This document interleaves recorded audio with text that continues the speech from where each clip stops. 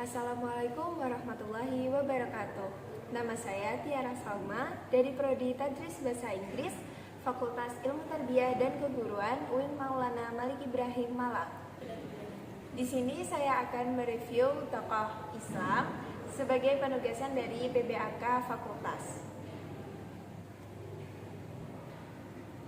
Tokoh Islam yang akan saya review adalah Profesor Dr. Muhammad Quraish Shihab, MA. Muhammad Quraish Shihab, biasa dipanggil Pak Quraish Shihab, lahir di Rampang, Sulawesi Selatan, 16 Februari 1944, dari pasangan Abdurrahman Shihab dan Asma Abu Rishi. Quraish adalah anak keempat dari 12 bersaudara. Ia menikah dengan Fatmawati Assegaf pada 2 Februari 1975 dan dikaruniai 5 orang anak, Najila Shihab, Najwa Shihab, Nashwa Shihab, Ahmad Shihab, dan Nahla Shihab.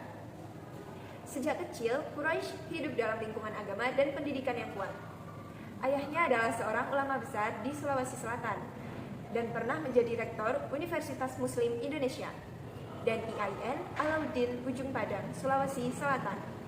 Setiap maghrib, Quraish selalu mengaji dan mendengarkan tafsir Quran yang disampaikan ayahnya.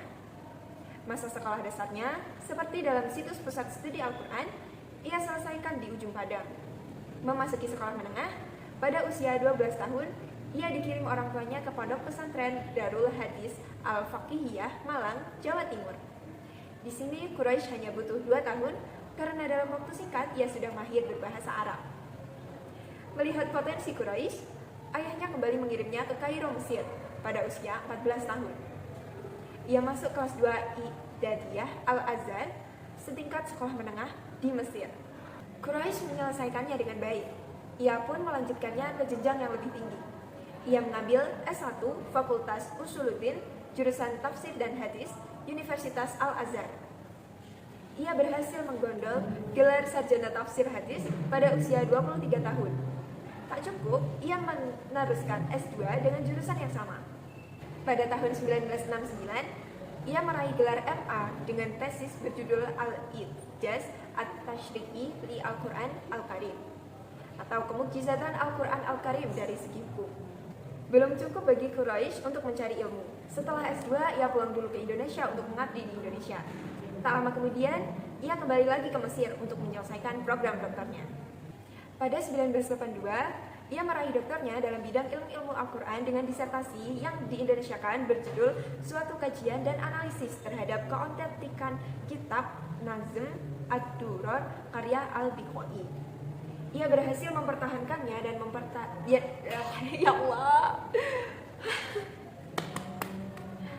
Ia berhasil mempertahankannya dan mendapatkan nilai judisium summa cum laude, disertai penghargaan tingkat pertama.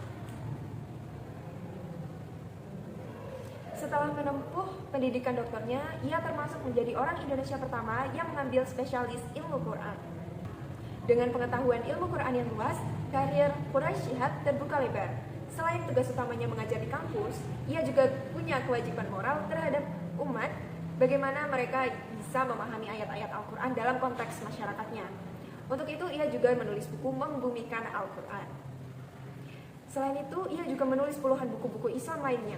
Di luar intelektualitasnya, karir Quraish Shihab juga berjalan seiring.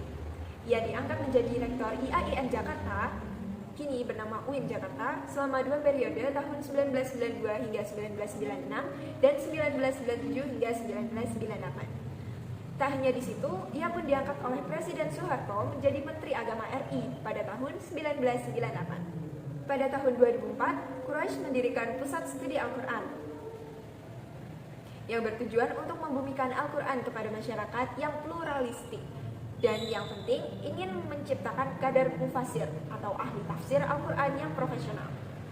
Selain itu, kecerdasan Quraish terbukti dalam penyampaian pesan-pesan ilahi. Ia tetap berpenampilan rendah hati. Lihat saja dalam buku-bukunya. Bahkan saat tampil di televisi pun, ia secara runtut dan jelas menyampaikannya. Ia sosok ulama yang berilmu dan moderat. Sekian review singkat tentang Quraish Shihab. Saya akhiri. Wassalamualaikum warahmatullahi wabarakatuh.